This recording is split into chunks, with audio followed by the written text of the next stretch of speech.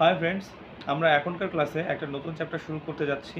সেটা হচ্ছে sustainable development and climate change. Indian economy মানে সাবজেক্টের পার্সপেক্টিভে আমরা এই চ্যাপ্টারের নাম গ্রিন ইকোনমিও দিতে পারি। গ্রিন ইকোনমি কথার অর্থ হচ্ছে economic development, social protection, social security এবং এনভায়রনমেন্টাল প্রোটেকশন, এই তিনটে সহযোগে মানে আমাদের পারিপার্শ্বিকের ডেভেলপমেন্ট করা, এটাকেই বলা হয় গ্রিন ইকোনমি। ঠিক আছে?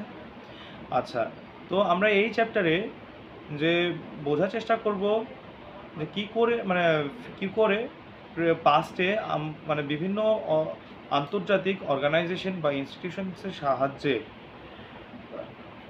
যে মানে ইকোনমিক ডেভেলপমেন্ট করার সময় যেসব প্রবলেমসের সম্মুখীন হয়েছেন, সেই প্রবলেমের সলিউশন কীভাবে এনেছেন পাস্টে, প্রেজেন্টে এরকম প্রবলেমস আরও আসছে এবং সেই প্রবলেমসের সলিউশন হিসেবে কী কী পলিসি অবলম্বন করেছে মানে ইন্ডিয়ান গভর্নমেন্ট বা ইন্টারন্যাশনালি যেসব অর্গানাইজেশনস আছে, বড় বড় অর্গানাইজেশনস আছে, আর ফিউচারে যেন এরকম প্রবলেমস সেকেন্ড টাইম যে না আসে তার জন্য পলিসি অবলম্বন করছে, কী কী পলিসি অবলম্বন করছে, এইসব নিয়েই এই চ্যাপ্টার। ঠিক আছে? তো এই চ্যাপ্টারকে আমরা মানে সে মানে আগেকার চ্যাপ্টারগুলোর মতো ছোট ছোট অংশে ভাগ করব না, বরং আমরা বোঝার চেষ্টা করব এই চ্যাপ্টারে আমরা কোন কোন টপিক কি মানে পড়তে যাচ্ছি। তো এই চ্যাপ্টারে প্রথমে থাকছে আমাদের ইন্ট্রোডাকশনের মধ্যে আমরা পড়ব the Club of Rome and limits to growth, পাস্টের ক্ষেত্রে পাস্ট হিস্ট্রিকে স্টাডি করতে যাচ্ছি আমরা। তারপর Brundtland Commission and our common future. তো এটাও একটা অর্গানাইজেশন যারা কিনা রিপোর্ট বার করেছিল বা সঙ্গে গাইডলাইনও দিয়েছিল কিছু। তারপর দ্য আর্থ চার্টার, এটাও সেরকমই একটা জিনিস। তারপর দ্য আর্থ সামিট পড়তে যাচ্ছি, millennium summit and the United Nations millennium declaration. ঠিক আছে?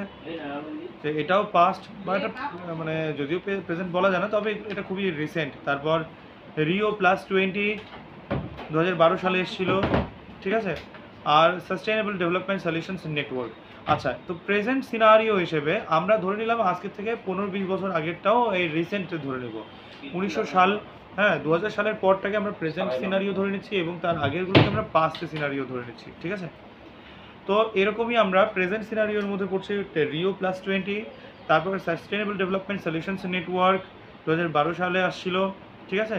তো এরা কিন্তু ওই যে বললাম প্রেজেন্ট সিনারিওতে রিপোর্ট বা ইন্ডেক্স তৈরি করে সেরকমই কিন্তু সাস্টেনেবল ডেভেলপমেন্ট সলিউশনস নেটওয়ার্ক মানে তৈরি করেছে ওয়ার্ল্ড হ্যাপিনেস রিপোর্ট। ঠিক আছে? প্রেজেন্ট সিনারিও কোথায় কেমন আছে সেসব।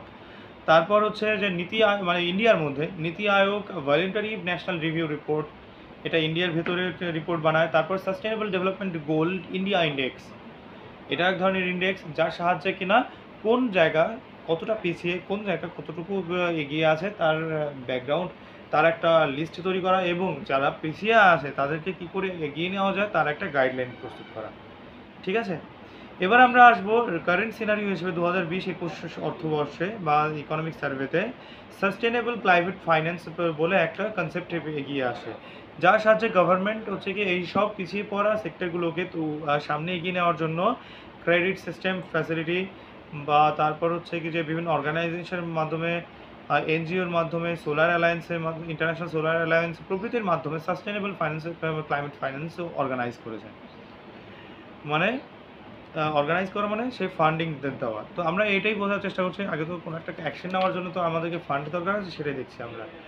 এছাড়াও ইন্ডেক্সের মধ্যে রয়েছে global climate risk index and India, climate change action plan প্রভৃতি, এগুলো কিন্তু সব কারেন্ট সিনারিওর মধ্যে পড়ছে। ঠিক আছে? তারপর কিগালি অ্যামেন্ডমেন্ট 2019-এ আসছিল। ঠিক আছে? আর এবার আমরা আসবো ফিউচারে কী কী অ্যাক্টিভিটি নেওয়া হচ্ছে, যেমন concept of generation and inter generation equity of sustainable development. আচ্ছা, ইন্টার জেনারেশন মানে কি?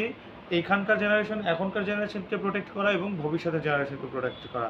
ইন্টার জেনারেশনটা প্রোটেক্ট মানে কি? এই এখনকার সময়কার প্রেজেন্ট সিনারিওতে কী করে ইকোনমিক ডেভেলপমেন্টকে এগিয়ে নেওয়া যাওয়া কোনো রকম মানে এবং সঙ্গে ইকোনমিক প্রোটেকশন এবং সোশ্যাল সিকিউরিটির মাধ্যমে। আচ্ছা, এবার আমরা আসি যে sustainable development, equity of sustainable development, এটার অর্থ এমন নয় যে ইকুইটি মানে যে শেয়ার, সেটা নয়। ইকুইটি এখানে অর্থ হচ্ছে যে সাস্টেনেবল ডেভেলপমেন্টের ইকুইটি বলতে বোঝাচ্ছে রুলস সবার জন্য এক, কাউকে বেশি প্রায়োরিটি দেওয়া নয়, হ্যাঁ, সবাইকে ইকুয়াল প্রায়োরিটি দেওয়া, অর্থাৎ সাস্টেনেবল ডেভেলপমেন্টের যতগুলো প্যারামিটার আছে সবগুলোকে ইকুয়াল প্রায়োরিটি দেওয়া।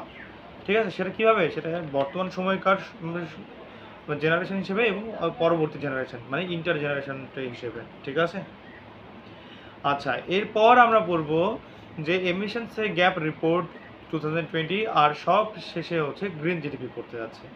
ঠিক আছে, তার মানে আমরা মানে পাস্টের এক্সপিরিয়েন্স নিলাম, প্রেজেন্টে আমরা সেটাকে অ্যাপ্লাই করলাম বিভিন্ন রিপোর্ট এবং ইন্ডেক্সের মাধ্যমে, এবং সেই সঙ্গে সেই ইন্ডেক্স বা রিপোর্টকে স্টাডি করার পর ইকোনমিক ফাইন্যান্সিয়াল সাপোর্ট দেওয়ার কথা চিন্তা করে গভর্নমেন্ট বা বিভিন্ন এনজিওস বা ইন্টারন্যাশনাল অর্গানাইজেশনস।